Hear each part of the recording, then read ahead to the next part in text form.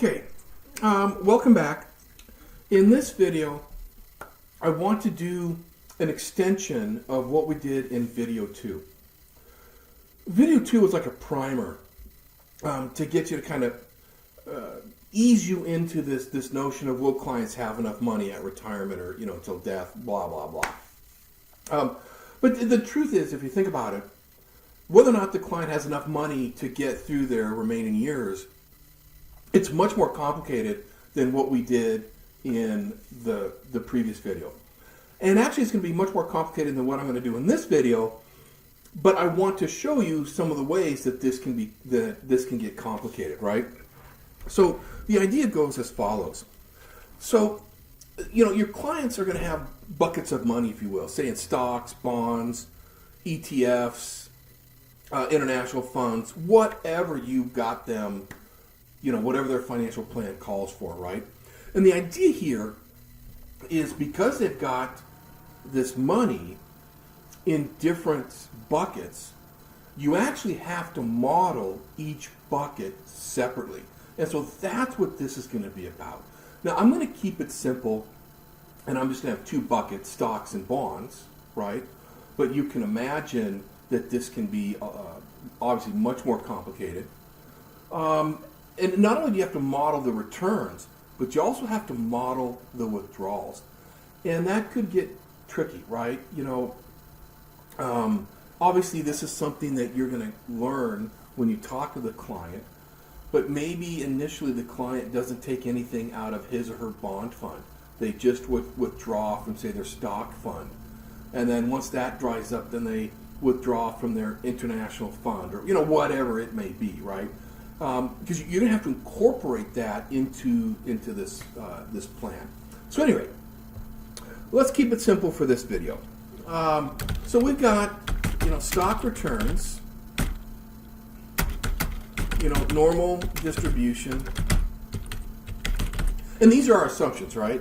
So our stock returns follow normal distribution with mean, say 0.15. and standard deviation, say, of 0.12. And then here, our bond return, so bond return, is also going to be normally distributed, but we better put in a mean of 4 and a standard deviation, say, of 0.03, right? And then we also have to make assumptions about the withdrawals. So, stock withdraw. Again, let's just call it a continuous uniform. With between let's see, stocks.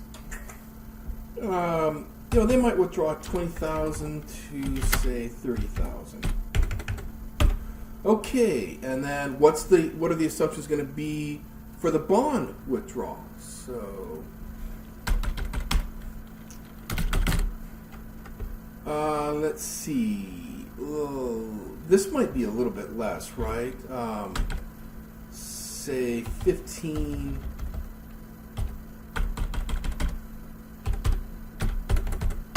to 25,000. Okay. Okay, so with that said, now we're going to set everything up like we did before. But you'll see that this gets a little bit more complicated because we've got to simulate, and we'll go out 5 years again, but we need to simulate 5 years worth of stock returns and withdrawals, simulate 5 years worth of bond returns and withdrawals, and then sum everything up at the end, right? So I'll start here. Well, let me do this. So this would just be our stocks, right? And then we've got our year 0.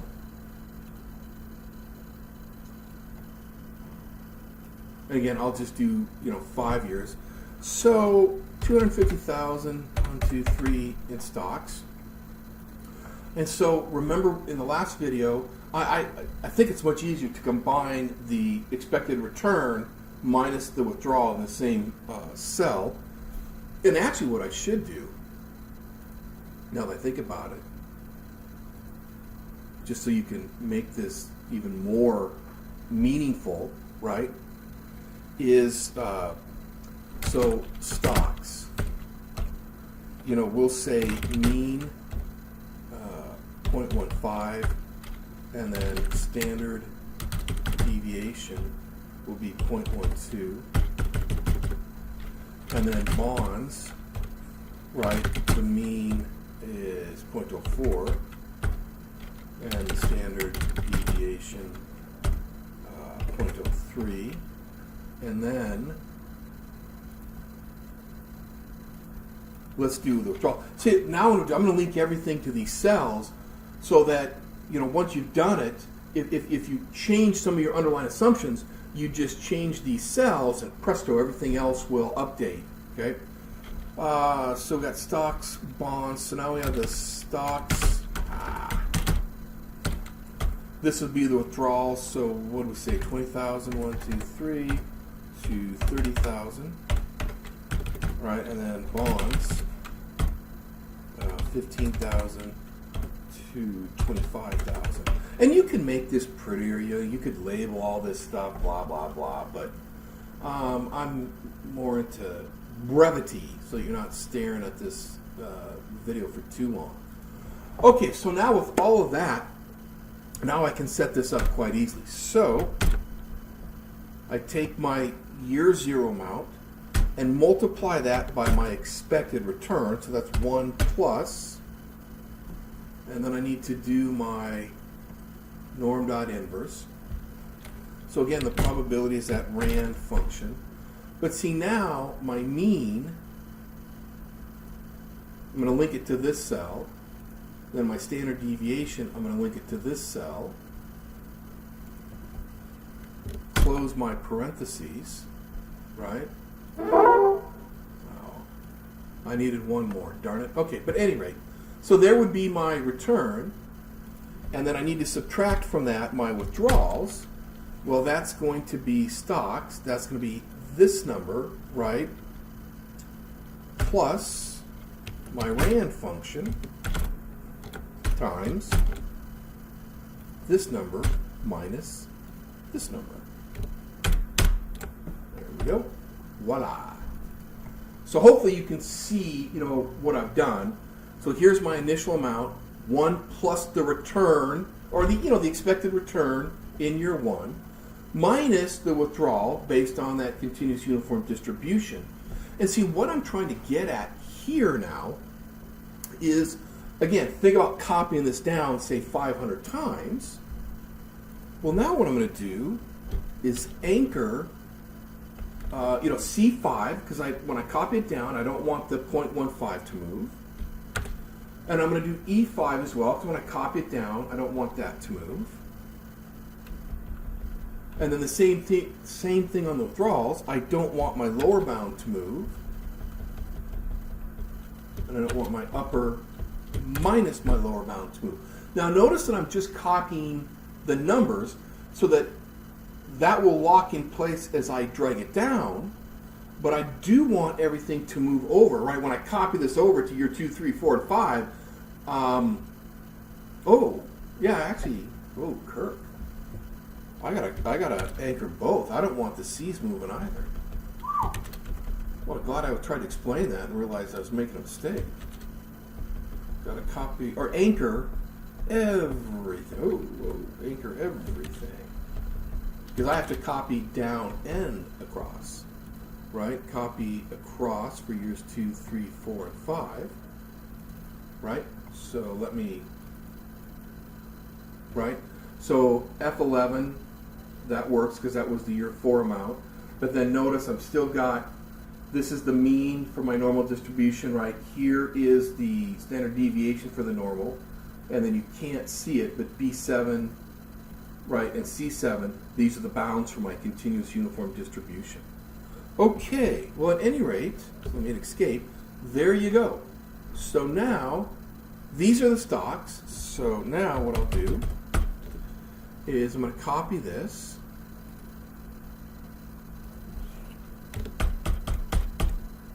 And let's copy down whoa, okay, that's enough. We'll have 500 or 660 some odd trials, but yeah, what the heck. The more the merrier, right? Okay, so here are my stocks. Now I need to do the same thing for my bonds. So what I'm going to do is copy this over.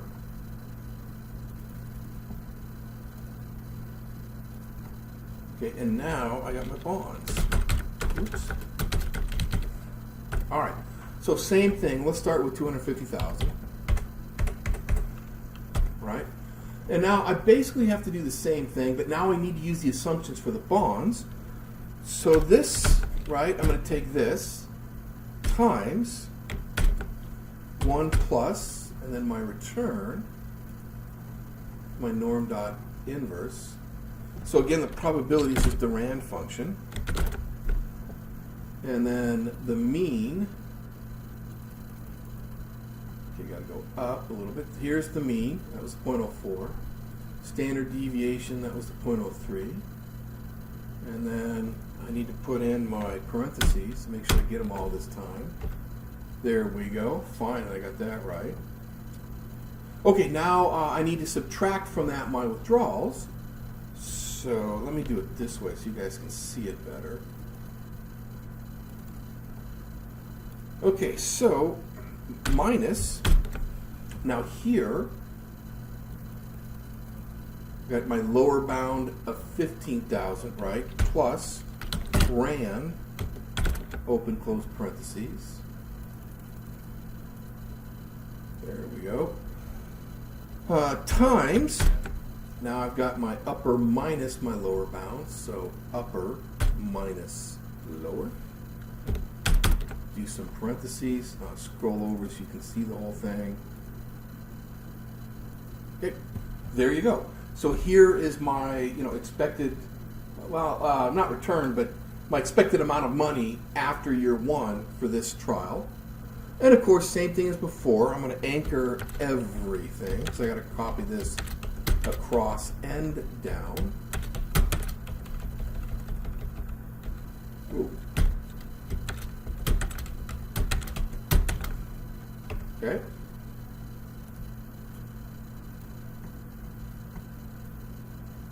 Okay, there we go. And then, same thing as before. I need to copy this all the way down. And what I'm going to do is... okay, which is fine. Okay. So, page down. Oh, wow, it was 664. Okay.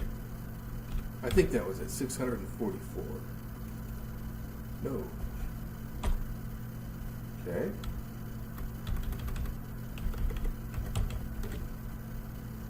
All right. Where did I go wrong? Oh, 664. What am I doing? There we go.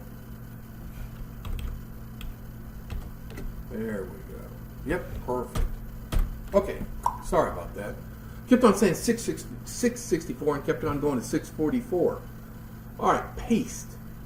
Okay, because see, my point is, and I admit this kind of gets difficult, but you need to have the same number of trials for the bonds as you do for the stocks, right?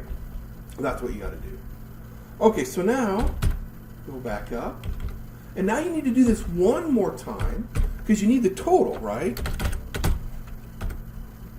So, but you don't need the year 0. Just take year 1, 2 to 5, copy, paste. Okay, so now my year 1 total is going to be what I have in my stock, so year 1, plus my year 1 bonds, right? And there you go. So I lost a little bit here. Well, at least I made it back. And then again, same thing. Copy this thing. And this time I'm going to go to 664.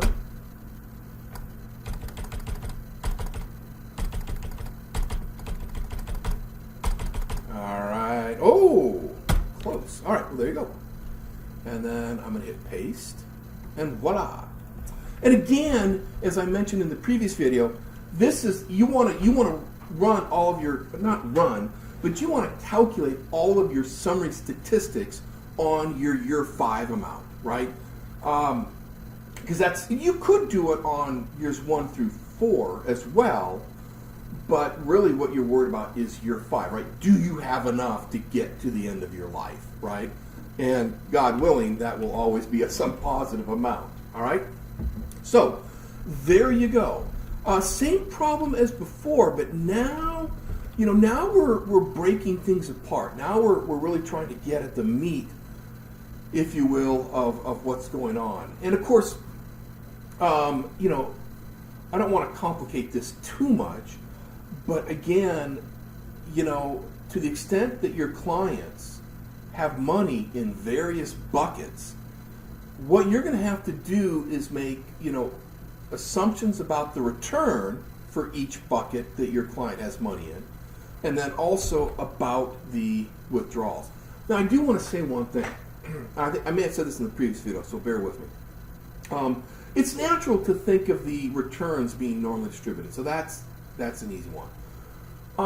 But also, like with withdrawals, I do think, and I could be wrong, but I think the continuous uniform distribution for withdrawals makes a lot of sense, actually. Right? Because what you're going to be doing is asking your clients, like, what's the minimum you withdraw per year and what's the maximum you withdraw, right? There's no reason to think that, that the distribution won't be continuous uniform between the lower and upper bounds, right? So the point being, I think the continuous uniform distribution actually makes sense to model the withdrawals. All right, well, at any rate, there you go. So this is just a more complicated problem in terms of, how long will the money last? But this is, kind of what this is more realistic of what you'd be doing in the world. All right, well, I have been yapping for enough. That's it for now.